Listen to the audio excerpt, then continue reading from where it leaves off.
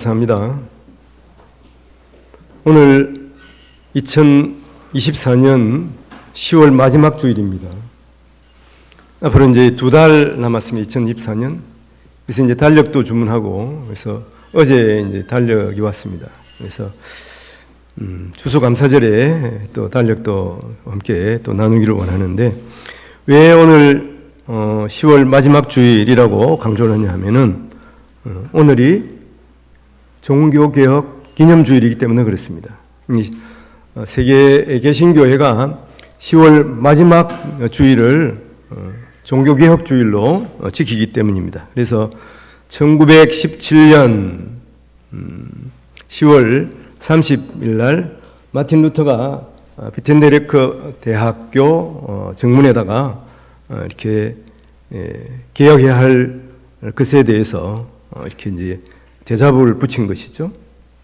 그래서 그 당시에 구교인 이 천주교가 어떤 그 하나님의 뜻에 어긋나는 일들을 했는지를 이렇게 쭉 밝혔습니다. 그것 때문에 그 교황청에서 부르고, 그래서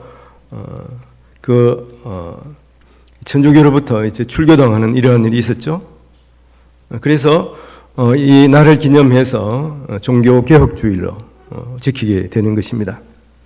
그래서 507주년 맞는 종교개혁 주일이기도 하는 것이죠. 우리가 믿는 개신교는 영어로는 프로테스탄트라고 합니다. 즉 프로테스트, 항의하다, 저항하다 하는 그 영어에서 나온 말인데, 그래서 프로테스탄트 하면 저항하는 무리들, 저항하는 사람들이라 하는 뜻이거든요. 어떻게 보면 듣기가 별로 안 좋죠. 반대하는 사람, 저항하는 사람, 별로 좋아하는 사람도 없을 겁니다만은, 그래서 그 당시에 이렇게 이 구교의 그런 하나님의 뜻에 어긋나는 일들에 대해서 항의하는 그 종교개혁자들, 개혁한 사람들에 대해서 구교 사람들이 붙인 이름이에요. 저 사람들은 항의하는 사람들이다, 반대하는 사람들이다. 그런 의미로서 이렇게 구교 사람들이, 캐톨릭이 이렇게 개신교의 성도들에게 붙인 이름이에요. 근데 이제 개신교인들 그걸 들으면 기분 나빠야 하는데 그렇지가 않았다는 것이죠. 그리고 우리는 잘못된 것에 대해서는 분명하게 반대하는 사람이다. 그것을 매롭게 생각한 것이죠. 그 당시에 그래서 개신교인들이 많은 박해를 당하고, 우리가 생각을 하면, 그래서 따지면 이제 이 청교도들이 미국으로 건너가는 이러한 상황도 결국은 이제 발생한 것이다, 이렇게 보면 됩니다. 물론 그거하고 이제 직접적인 연관은 없습니다만은, 이렇게 개혁하는 사람들, 새롭게 하는 사람들이 바로 개신교인, 우리 기독교인들이다 하는 것을 우리가 알고 우리가 신앙생활 해야 됩니다. 그래서 우리에게 붙여진 이름 프로테스탄트, 저항하는 무리들이라는 뜻이죠. 그래서 500년 전에만 저항하는 것이 아니고 지금도 우리가 저항하는 사람들이에요. 무엇에 저항하고 있습니까? 잘못된 것에 대해서 저항하는 사람들이라는 뜻이에요. 예를 든다면은 그 3.1 운동, 1919년에 우리 민족이 건리한 그런 3.1 운동을 한번 생각해 보세요. 거기에 대표되는 사람이 33인이었습니다만은 그 중에 반인 16명이 기독교인이고, 그리고 그 당시에 3.1 운동으로 말미암아서 순국한 사람들 중에서 90%가 성도들이었습니다. 교인들이었어요. 근데 교인들이 그렇게 많지가 않았습니다. 그 당시에 20만 정도 됐을까요? 그렇잖아요. 전체적으로 보면 한 100분의 1은 안 되지만 50분의 1 정도 되는 그 사람들의 90%가 그리스도인들이에요. 잘못된 것에 대해서 이렇게 나서서 그것이 잘못되었다고 분명하게 말하는 사람들이다 하는 뜻이죠. 또 우리가 보면 일제 신사참배에 반대한 사람들 보십시오. 그건 기독교인들이 반대를 했습니다만은 외로 그 당시에요, 반대하는 사람들은 소수였어요. 극소수였습니다. 우리가 잘 아는 주기철 목사님은 이런 일제 신사참배가 얼마나 잘못된 우상숭배인가에 대해서 설교하다가 또 이렇게 한거하다가 결국은 순교하지 않았습니까? 그가 잠깐 석방되어서 나왔을 때 그 일제에서는 아마 나가서 좀 이렇게 고생을 하고 고문을 당했으니까 이제는 좀 순해졌겠지. 거기에 대해서는 이야기 안 하겠지 그랬어요. 근데 주기철 목사님 마지막 설교가 일사가고입니다. 일사가고의 설교였어요. 죽을지라도 바른 것에 대해서는, 하나님의 뜻에 어긋나는 것에 대해서는 내가 한치도 양보하지 않겠다, 그런 말이죠. 민족의 독립과 바른 신앙을 위한 저항인 것입니다. 사실 예수 믿는 사람들은 이 일을 위해서, 우리의 믿음의 선배들은 큰 희생을 치렀습니다. 이것은 즉 새로운 삶을 위한 그러한 저항인 것입니다. 그런 저항의 궁극적인 목표는 무엇이겠습니까? 하나님께로 돌아가자 하는 것이죠. 하나님께 돌아가자 하는 것은 하나님의 창조 목적대로 살아가는 것이죠. 하나님께서 세우신 질서대로 행하는 것입니다. 지금 동생이가 하나님의 그 질서에 지금 반대되는 거 아니에요. 이것은 사람의 교만으로 말미암은 것인 것을 우리가 분명하게 생각할 수가 있습니다. 하나님께서는 남자와 여자로 창조하셨어요. 그건 차별이 아니고 구별이잖아요. 그 차별과 구별을 잘 이해하지 못하고 지금 이제 포괄적인 차별금지법을 국회에 지금 내놓고 계류 중에 있습니다. 얼마나 위급한 상황인지 몰라요. 이를 위해서 오늘 2시에 기독교인들이 모여서 이것이 얼마나 잘못된 악법인가, 지금 동생애가 하나님의 창조지서에 얼마나 어긋나는 것인가 하는 것에 대해서 이제 분명하게 밝히고, 그러므로 말미암아서 어떻습니까?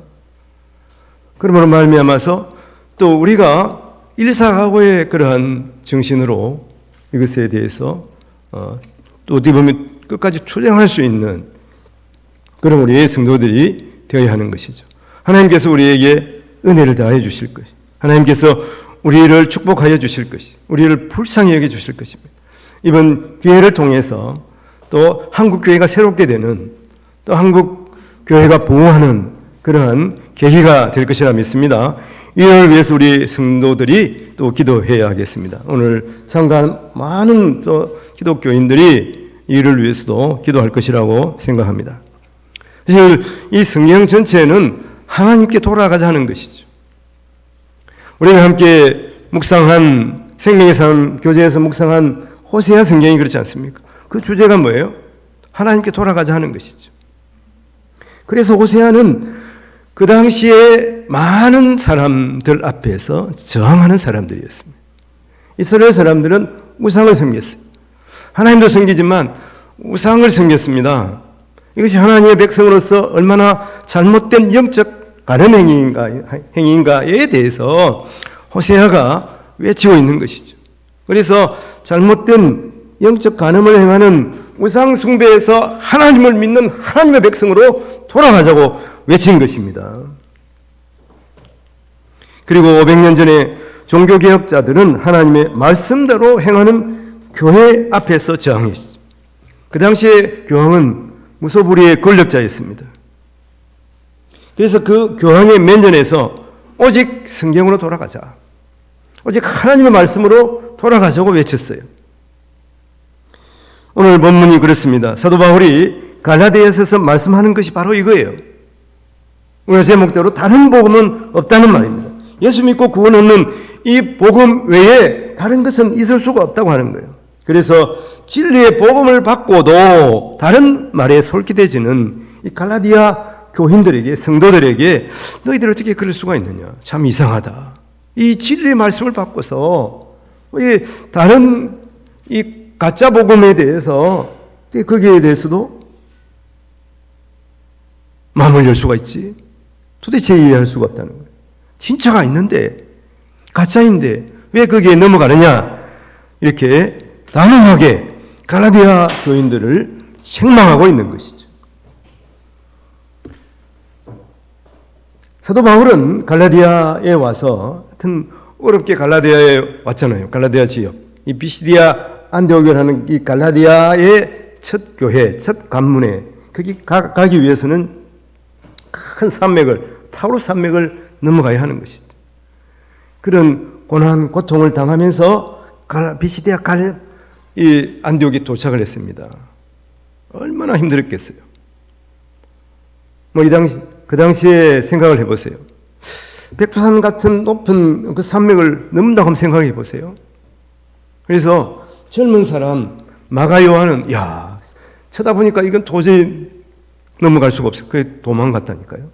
마가 요한이. 그래서 나중에 얘기하고 전 초대교회의 중요한 인물이 됩니다만은 사도 바울이 있는 힘을 다하여 이 갈라디아 지역의 교회에 이 복음을 전하는 거예요. 그 복음이 무엇입니까? 이 신덕이의 복음이에요. 믿음으로 우리가 어렵게 된다 하는 것이죠. 여기에 대해서 이 성도들이 다른 거짓 교사들이 전하는 다른 복음의 솔깃한 모습을 보고 사도 바울이 단호하게 지금 다른 복음은 없다고 지금 선포하고 있는 것이죠. 그 내용을 보면 바울이 책망을 하죠. 너희들이 은혜로 부르신 하나님을 어떻게 그렇게 속히 떠날 수가 있느냐 하는 것이죠. 오늘 6절 보면 그리스도의 은혜로 너희를 부르신 이를 이같이 속히 떠나 다른 복음을 따르는 것을 내가 이상하게 여긴다. 이같이 속히 떠난다는 것은 자리를 확 바꾼다는 거예요.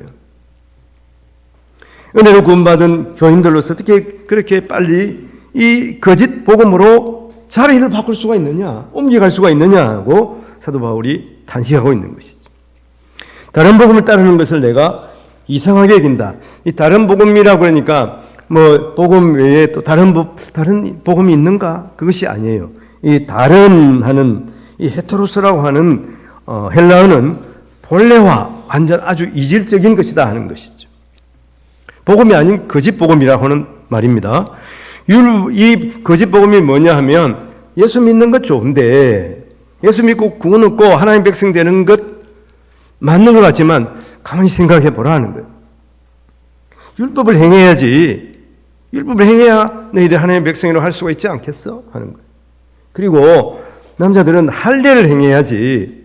본래 할례가 하나님의 백성 된 표시잖아. 그 표시가 없는데 너희들이 어떻게 하나님의 백성이라고 할 수가 있느냐?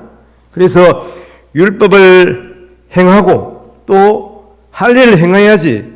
그리고 예수 믿어야 하나님의 백성이라고 할 수 있냐? 오직 예수 믿음으로 구원받는 이 신덕에다가 뭘 덧붙인 거예요? 율법의 행위와 그리고 또 눈으로 보이는 표식, 할례를 덧붙인 것이죠. 그래서 이것은 복음이 아니라고 하는 것이죠. 그러니까 이 다른 복음을 따르는 것에 대해서 사도 바울은 정말 이상하다. 어떻게 그럴 수가 있지 않은 거예요. 여기 이상히 여기노라 하는 다우마조 하는 헬라어도 그렇습니다. 그래서 도저히 이해할 수 없는 너무나 머리가 갸뚱하는 그런 표정으로 지금 사도 바울이 말하는 거예요. 어떻게 그럴 수가 있지? 그런 것입니다. 이것은 예수님께서 바람과 바다를 잔잔하게 했을 때 제자들이 보인 반응이에요. 그리고 무화과 나무를 저주했을 때 그 다음날 예수님과 제자들이 다시 가니까 그 무화과 나무가 말랐잖아요. 와, 어떻게 이런 일이 있을 수가 있지? 이상하다. 제자들이 보인 반응과 같다는 것이죠. 그래서 정말 이해할 수가 없다 하는 것입니다. 나로서는 도대체 이해할 수가 없는 그런 행위를 한다는 것입니다. 바울의 입장에서 보면 그렇다는 것이죠. 도저히 내가 납득할 수가 없다고 하는 거예요. 예수 그리스도로 말미암아서 오직 믿음으로 구원받는 이 진리에 대해서 되게 다른 말 하는 것을 따라갈 수가 있느냐 하는 것이죠. 그래서 사도 바울은 단호하게 말합니다. 다른 복음은 없습니다. 예수 믿고 구원 얻는 것 외에 다른 복음은 있을 수가 없다고 하는 거예요. 7절 말씀이에요. 다른 복음은 없나니 다만 어떤 사람들이 너희를 교란하여 그리스도의 복음을 변하게 하려 함이라 하는 것입니다. 다른 복음 없어요. 예수 그리스도를 믿음으로 우리가 하나님의 백성 되는 것 외에 다른 것은 없어요. 거기에 다른 것을 가미할 수가 없는 것입니다. 그래서 너희를 교란하여 하는 것, 타라소 하는 이 말은 무엇이냐면 흔들리게 한다는 거예요.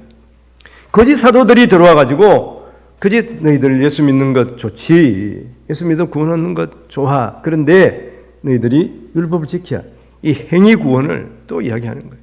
공로. 너희들이 공로가 있어야지 하나님의 백성으로 할 수 있지 않겠어? 그러면서 이야기를 하니까, 끝으로 보니까 우리가 예수 믿어서 구원 얻는 것, 사도 바울이 말한 것, 그게 좋은 것 같은데, 그래도 뭔가 우리가 해야지. 이렇게 생각하는 거예요. 행위 구원을 가미하는 것입니다. 율법을 지켜야 된다는 거예요, 율법을. 우리가 가만히 생각해 보면, 그래도 기왕이면 율법도 지키고, 예수도 믿고, 그래 하나님이 좋아하실 것 같지 않습니까?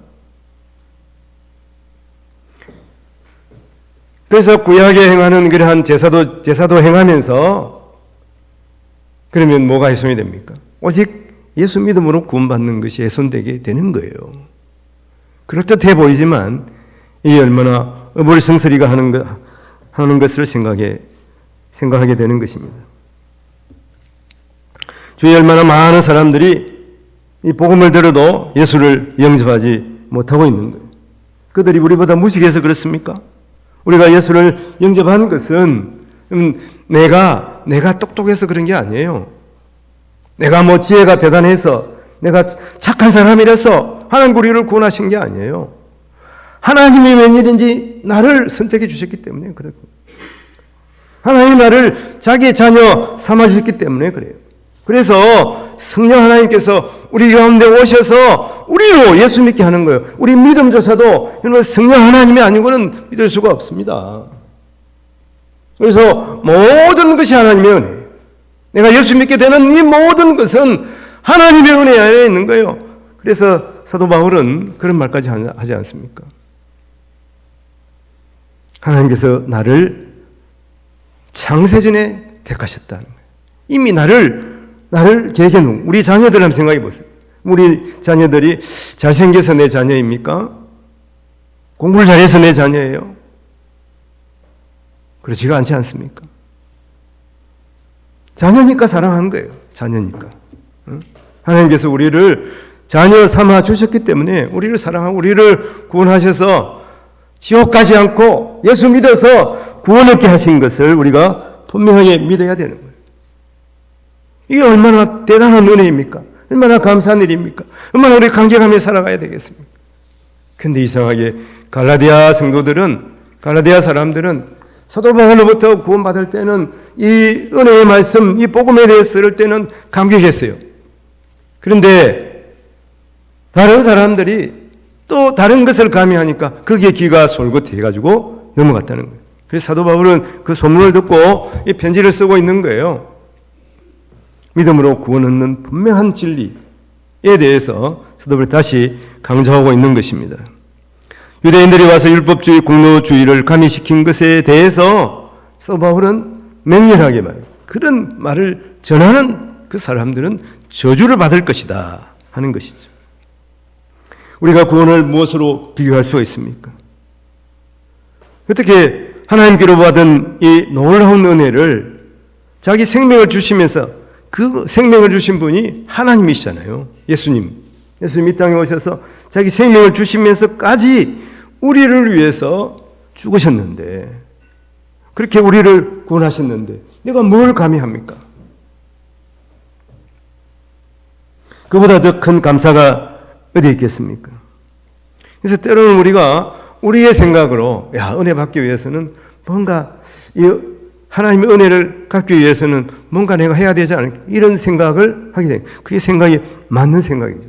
그래서 우리도 또 간혹 기도 중에 그래요. 하나님의 은혜를 갖기 위해서 내가 애쓰고 수고합니다.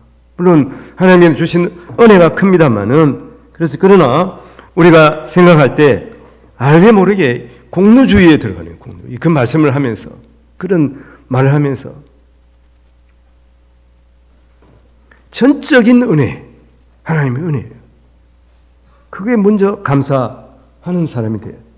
하나님이 이렇게 은혜 주셨으니까 조금 더 내가 갚아야지. 그리고 사실 설교 가운데도 그런 경우가 많이 있어요. 그러나 하나님 전적인 은혜는 결코 갚을 수가 없습니다. 너무나 감사할 수밖에 없는 것이죠. 그래서 모든 위에 감사가 먼저고 은혜가 먼저입니다. 그 외에 다른 것이 가미될 때는 그게 이제 공로주의가 돼. 행위 구원의 요소가 되는 거예요.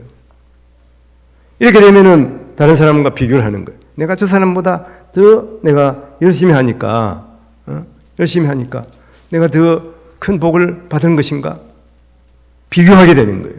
다른 사람과 어떻게 비교할 수 있겠습니까? 그래서 이게 잘 제가 설교를 하면서 우리 성도들이, 야, 그래도 은혜로 받았으니까 하여튼 뭐 최선은 다하는 거 좋은 거 아닌가? 좋은 거는 맞아요. 그렇지만 결국 공로주의가 되면 다른 사람과 비교하는 경우가 생긴다고 하는 것이죠.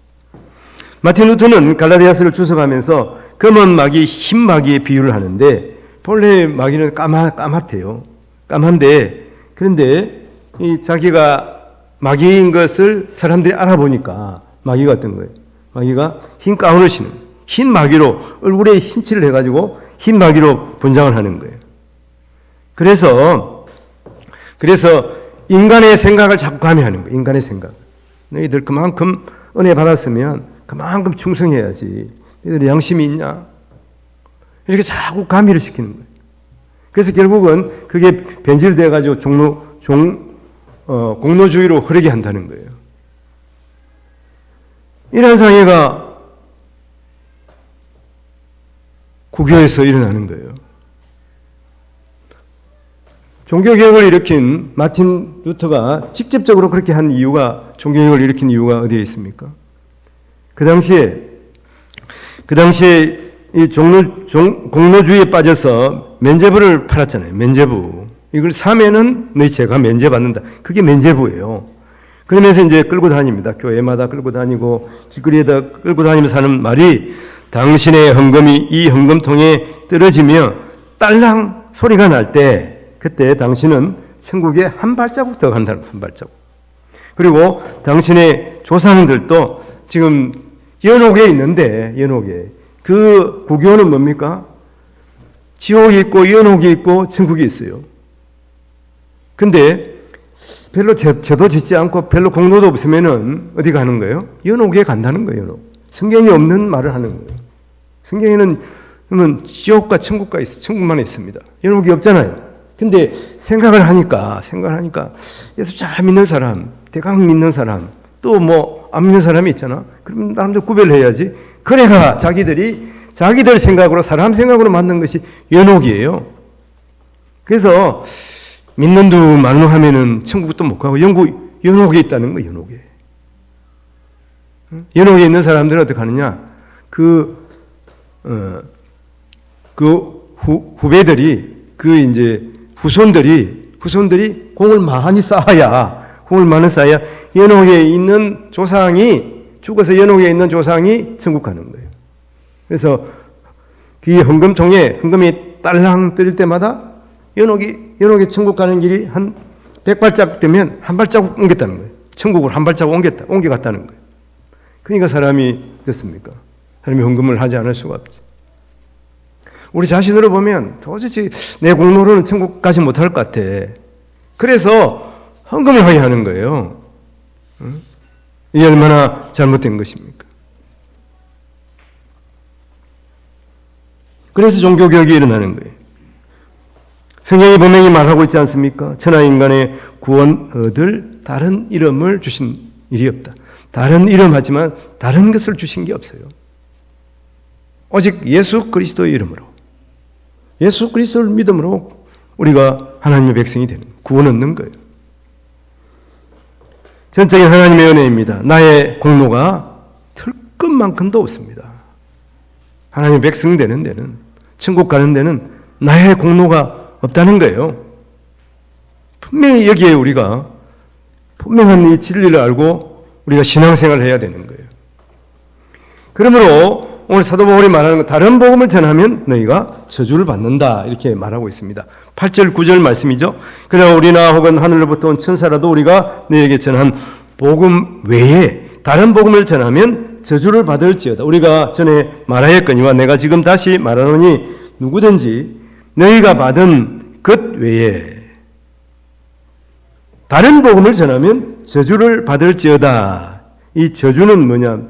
저주는 사실은 그 의미로 볼 때는 하나님께 이미 바쳐진 제물로서 다시 사람이 쓸 수 없는 것이에요. 그러니까 하나님의 진노의 삭스로 그리스도에게서 분리되어 죽을 운명이 된 것을 말하고 있습니다. 저주가. 의미는 그렇다는 거예요. 그리고 저주를 받을지어다 하는 것은 이게 현재 진행이 에토스 하는 말인데 진행 중이라는 거 진행. 계속 그렇게 된다는 거예요. 계속 다른 복음을 전하면 너희가 계속 저주를 받는다. 이런 말입니다.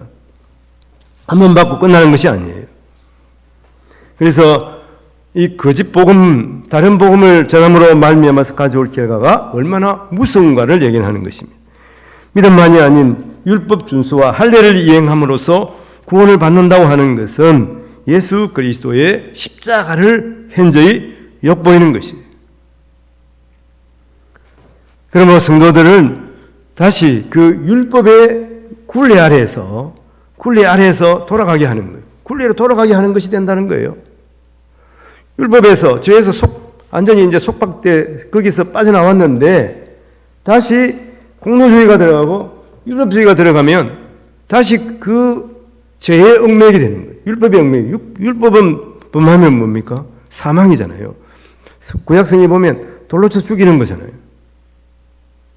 거기에 다시 얽매이게 되는 거예요. 그래서 이 갈라디아서를 자유의 대헌장이라 이렇게 말합니다. 이 보면서 우리가 갈라디아서를 보면서 하나님께서 어떻게 우리를 자유롭게 하셨는지, 그리고 자유롭게 된 우리가 어떻게 살아가야 하는 것인가. 자유는 어디에서 자유입니까? 죄로부터 자유예요. 율법의 속박으로부터 자유함을 받은 것이에요. 예수 그리스도를 믿음으로 말미암아서 받는 자유에 대해서 말하고 있습니다. 자꾸 말하니까 조금 어려워지지 않습니까? 하여튼 믿음만이 우리를 죄에서 구원하는 거예요. 예수 믿음으로 우리가 구원 얻고, 그래서 은혜로 구원받는, 그래서 우리가 나의 공로가 아니라 예수 그리스도 십자가의 공로로 구원받는 이것을 분명하게 믿는 것이 복음입니다. 그래서 사도 바울이 단호에게 말하는 거예요. 10절 말씀은 이제 내가 사람들에게 좋게 하랴 하나님께 좋게 하랴 사람들의 기쁨을 구하랴 내가 지금까지 사람들의 기쁨을 구하였다면 그리스도의 종이 아니니라. 사도 바울은 복음 외에, 이 복음의 이신 덕의 복음 외에 다른 것은 많이 양보하려고 하는 사람이에요. 고린도서 8장에 보면 13절에 이런 말씀이 있습니다. 그러므로 만일 음식이 내 행제를 실족하게 한다면 나는 영원히 고기를 먹지 아니하여 내 행제를 실족하지 않게 하리라. 우상 제물 먹고 안 먹고 아무 문제가 되지 않지만 만일 내가 그것을 먹는 것 때문에 다른 사람들이 나의 모습을 보면서 그 시험에 들게 되면 나는 절대로 고기를 먹지 않겠다 하는 것이죠. 그리고 또 양보하는 것이 있습니다. 사도행전 21장 26절을 보면 바울이 이 사람들 데리고 이튿날 그들과 함께 겔레를 행하고 성전에 들어가서 각 사람을 위하여 제사 드릴 때까지의 겔레 기간이 만기된 것을 신고하니라. 이방인과 함께 이 사도 바울, 여러분 겔레는 자기를 깨끗하게 하는 이 율법 의식이에요. 그것을 행한 것은 무엇입니까? 그 유대인들이 여기 시험 받지 않고 그 유대인들과 함께 예수를 잘 믿기 위해서 그랬습니다. 유대인들이 얼마나 사도 바울에 대해서 오해를 했겠습니까? 사실 오늘 이 본문에도 그랬습니다만은 우리가 율법을 지켜서 하나님 백성 되는 게 아니다. 그 다음에 할례를 행해서 하나님 백성 되는 게 아니다. 그러니까 유대인들은 오해를 하지 않게. 지금 모세가 우리에게 율법을 줬는데 그 율법을 무시하는 사람 아니야? 이런 오해를 사지 않겠습니까? 그 사도 바울은 어떻게 하든지 유대인들도 예수 믿어서 구원받게 하기 위해서 켈레를, 유대인들이 행하는 켈레를 자기 동료들과 함께 행한 것을 말씀하고 있습니다. 그러나 복음의 진리에 대해서는 한치도 양보할 수 없다고 말하는 것이죠. 우리가 세계 여행을 다니신 분이 있겠습니다만 태국에 가보면 그래요. 태국이 얼마나 불교가 성합니까? 그런데 태국은 말이죠. 우리보다 훨씬 전에 복음이 들어왔습니다. 근데 다 그냥 절에 다니니까 선교사가 절에도 가고 예수도 믿고 그러면 됩니다. 이런 거예요. 근데 오전에 교회 와서 예배 드리고 오후에 절에 가서 또 목탁을 툭툭툭 두드리는 거예요. 그러다 다 저절로 불교인들이 됐어요. 다 절로 빠져버렸다고 하는 거예요. 절로. 우리나라 초대교회의 우상제사를 금했습니다. 술, 담배도 금했습니다. 그게 구원 얻는데 뭔 큰 지장이 있을까 싶었지만 이제 생각을 하면은 사도 바울이 다른 복음을 전하면 저주를 받을 것이다. 그런 것처럼 복음을 전한 선교사들이 좀 심한 거 아니야? 자기 나라에서는 담배도 피우고 술도 먹더만 우리나라는 왜 이렇게 예수 믿는다고 해서 우상 제사도 못하게 하고 또 뭐 하여튼 술, 담배도 못하게 하지? 그 천주교는 사실 그래서 풀었어요. 제사 드리라, 제사, 조상 제사 드리라 그랬잖아요. 근데 기독교는 그걸 금했습니다. 그래서 좀 심했다. 이거 내가 조상 제사 때문에 예수 못 믿겠다 하는 사람들이 많잖아요. 근데 여러분 놀랍게도요, 이렇게 단호하게 금했기 때문에 초대교회가 살았습니다. 살아났어요. 구별되는 모습으로 살아난 것이죠. 그래서 신사참배에 반대하는 정신이 살아났습니다. 만일에 그때 조상제사 그 전통이다 들어도 되지 않겠어? 그랬으면 아무도 신사참배에 반대하지 않았을 거예요. 그것 때문에 그런 고초를 당하지 않았을 수도 있습니다. 그 초대교회에 그렇게 훌륭한 주기철 목사님이 순교하지 않을 수도 있지 않겠습니까? 한국교회 전통은 무엇입니까? 오직 성경의 정신에 남아있어요. 하나님의 말씀, 하나님의 말씀에는 내가 한치도 양보할 수 없고 정확무한 하나님의 말씀으로 성경을 받았던 것이죠. 그런 의미에서 이런 한국교회의 정서가 오늘 이 집회, 동성애 반대 집회까지 이어오게 된 것이라고 믿습니다. 기독교 교회들이 얼마나 많습니까? 서방교회들은 다 대부분 보면 기독교 교회들이 먼저 복을 받은 그 서방의 교회들이 다 지금 이 동성애에 빠져 있습니다. 동성애 반대한다는 얘기를 못해요. 왜 그렇습니까? 그 정도는 양보할 수 있지 않겠어? 성경에 이렇게 나와 있지만은, 동성애 반대 나와 있지만은, 그건 소수잖아. 자기들이 그렇게 생각했다는데, 좀 양보하면 좋겠어. 그 사람이 약한 사람이니까. 이렇게 성경의 진리에 대해서 양보하고 또 양보하다가 오늘날 이렇게 낭패를 당하게 된 거예요. 서방사회가 이렇게 된 거예요. 그래서 저번 주 우리가 오후에 함께 본 것처럼 어떻게 보면 이건 서방사회를 통해서 한국 교회를 경종을 울리시는 하나님의 음성이라고 들려야 되는 거예요.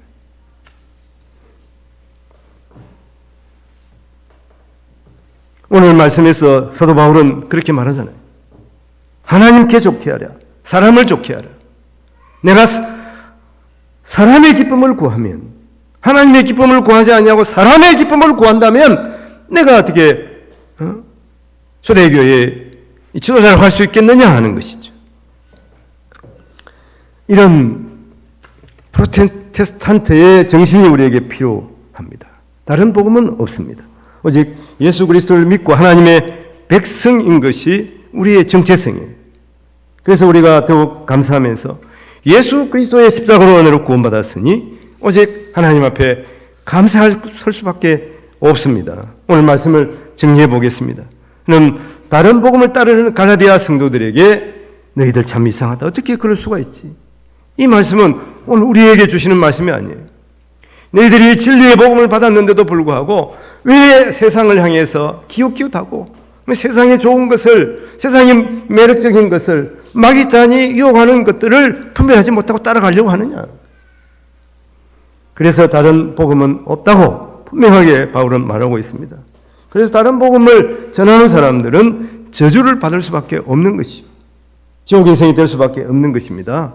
오늘 이것을 생각하면서 진리의 복음을 따라서 살아가는 복된 우리 성도들이 되시기를 주님의 이름으로 축원을 드립니다. 기도하겠습니다. 하나님 아버지, 우리가 전적으로 예수님을 믿어 예수 십자가의 은혜로 구원받았습니다. 그럼에도 불구하고 자주 세상 공로주의에 물들고 또 행위주의에 아버지 물들어서 내 공로를 세우려고 하고 나를 자랑하려고 하는 때가 얼마나 많습니까? 그래서 다른 사람과 비교하면서 우리가 살아가는 때가 얼마나 많습니까? 오직 구원해 주신 주님의 은혜와 사랑에 감사하면서 주님 맡기신 사명을 감당하게 하여 주시옵소서.